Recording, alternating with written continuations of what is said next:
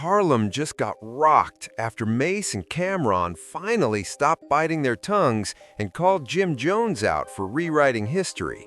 The stories he's been pushing for years don't line up with what really happened, and the receipts don't lie.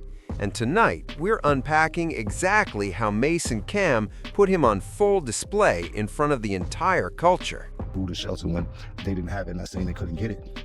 But they know the situations that they were in. You know what I mean? As school kids. And they were in school, they got kicked out, you said? both of them got kicked Both of them got kicked out and you gave them food and shelter. How did you have money for food and shelter? I learned how to do it. What the f you talking about, man? What's the chances of you, Cam, and Mase getting back? I don't think it's really gonna happen. We two different type of people. Always have. Competitive nature always been first before friendship. Remember, Cam, my man, it's not. So it's not you. I took the position of my position. You were figured out and you begged me to come to your house after you heard all these mixtapes. That's how you got in. You was so cool. And we were like, yo, Jomo's a nice guy. Mace like, yo, I think I'll teach him how to rap. Mace actually taught you how to rap, literally.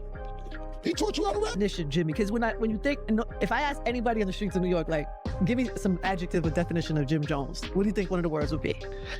I would hope a survivor, a visionary, a philanthropist, a person with a big heart, a person that stands on 10 toes.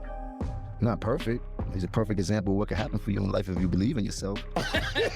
This is uncharted territory. These are conversations we never had in hip-hop. The moment Mase and Cameron decided to stop holding back and put Jim Jones on Front Street, the entire internet knew Harlem was about to rumble. Because when those two speak publicly, especially about someone they grew up with, that means the peace treaty is officially over.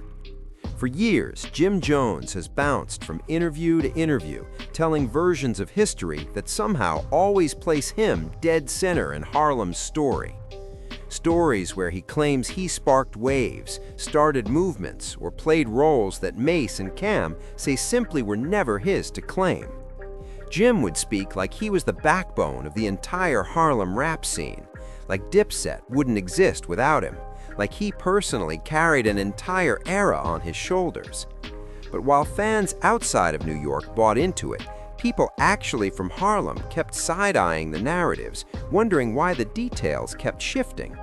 And now, Mase and Cam finally hit their limit.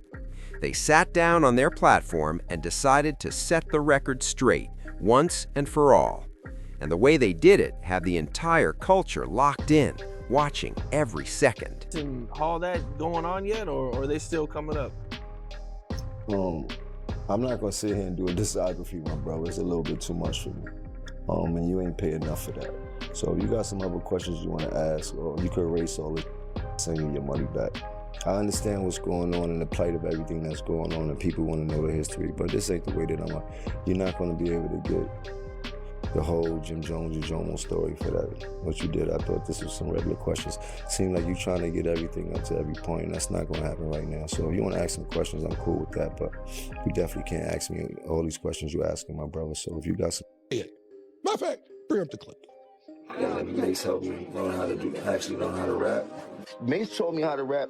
Mase actually showed me, he was the first person to show me how to rap. Mase actually sat me down and showed me the magic to rap. We taught you how to rap. How you ran the whole organization. How you made Diplomat. Why you make none of this stuff? You was a fan. I put you down because you had a free crib and you was a nice guy. That's how you got down. What made their call-out hit so hard wasn't just what they said, it was how casually they said it. No yelling, no cursing, no cheap shots meant to humiliate Jim. They simply walked through the real Harlem timeline, step by step, pointing out the exact moments where Jim exaggerated, bent the truth, or slid himself into stories he wasn't even part of. Mase broke down how some of the moves Jim loves to brag about weren't his at all.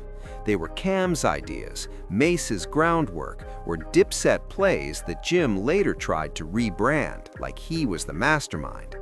Cam backed it up too, calling out how Jim framed himself as the discoverer of certain artists, the builder of key relationships, or the driver of trends, when in reality, he was riding the wave, not creating it.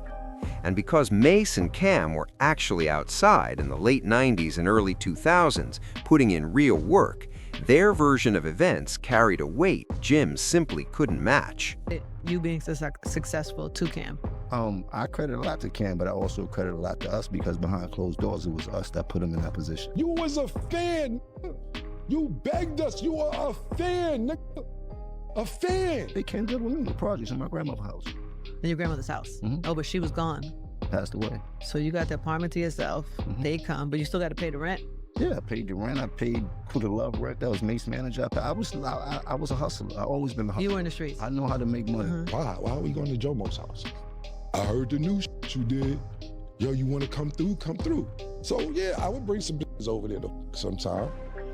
Look, maybe. There wasn't times where Cam had to do what he had to do to make $1 and things like that. But from the beginning, I always had to make $1 because I always been on my own. Yeah. I raised my whole family since I was a teenager. I used to hustle and get my mom's money. You heard it.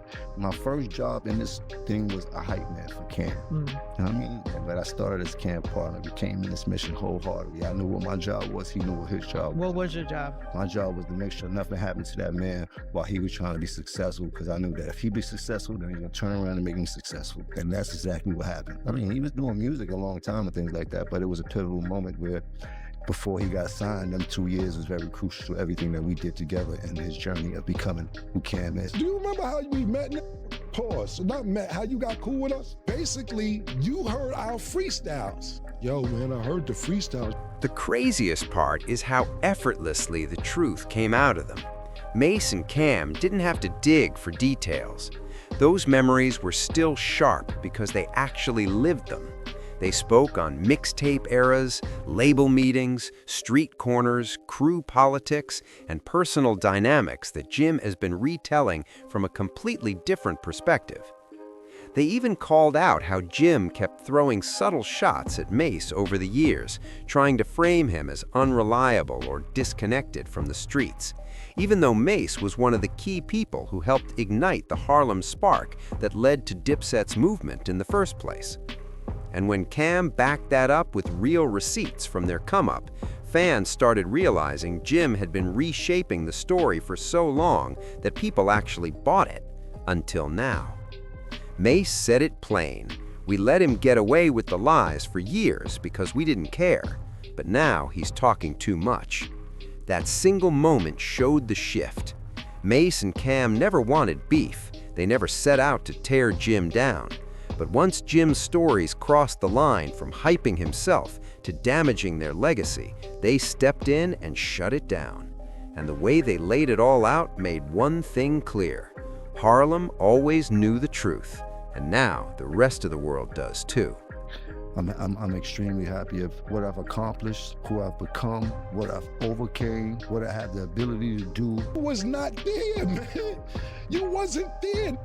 You were fanned out and you begged us to come to your house after you heard all these mixtapes. That's how you got in. Whenever I do my interviews, I'm very real with myself. You know what I mean? Like, I know the whole playing field. We taught you how to rap. How you ran the whole organization. People get this picture painted like I'm from the real bottom with nothing. I've been traveling on the train since I've been 8 and 9. I've been telling people this for years. Like, I'm a real anomaly. Like, I'm different in New York City. I was a man long before I was supposed to be a man. Get out of here. How you made Diplomat? Yeah, you ain't make none of this stuff. You was a fan. So you gonna sit around and act like you been around all this Harlem and everything. You ever see somebody from Harlem try to act like they from Harlem? So bad that you gotta keep... Once Mase and Cam really started unpacking the details, Jim Jones' whole mythology began collapsing in real time. You could almost see it happen. They started stripping back layers of stories Jim had been telling for years. Stories, they say, were nothing more than polished exaggerations dressed up in Harlem flavor. One of the biggest claims they challenged was Jim presenting himself as the driving force behind Dipset's rise. Mase made it clear that long before Jim ever touched a mic, Cam was already buzzing, already getting label looks, and already laying the blueprint for what Dipset would become. Mase even reminded people straight up that he put Cam on. He helped position him in the industry, while Jim wasn't even rapping seriously until much later.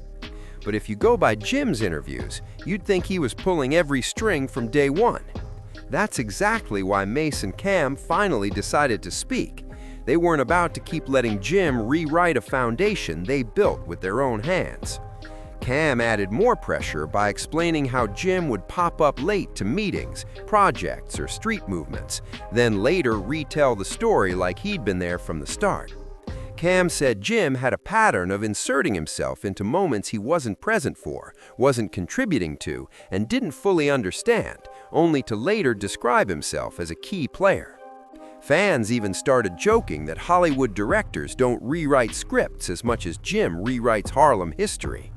And Mase backed Cam with details that were way too specific to brush off.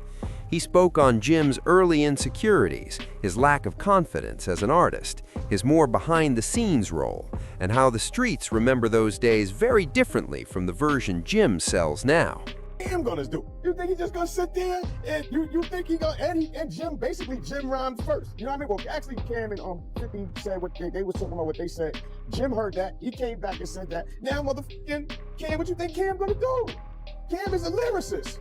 He's gonna make you feel any type of stupidity way that's possible. Basically, he's gonna say basically kick you in your nuts. You know what I mean? He's gonna rip your heart out. Remember the old school and doing electric boogie and grab the hot pull the hot ones, they just had in their head. I'm bit through it, stopped on it. That's what you're gonna hear. It's basically they're going back and forth. After that, like I said, it went to the money. That's the whole point of the situation. Yeah, you're gonna say Jim is from the Bronx. Everybody else on the side, your group of niggas, be like, yeah, man, you know, the peanut gallery, they gonna make up all this shit to make sure to turn the peanuts into peanut butter and whip it into something else to make it all a whole bunch of different shit. Then my niggas is gonna talk about your feet and all that. You know what I'm saying? Like,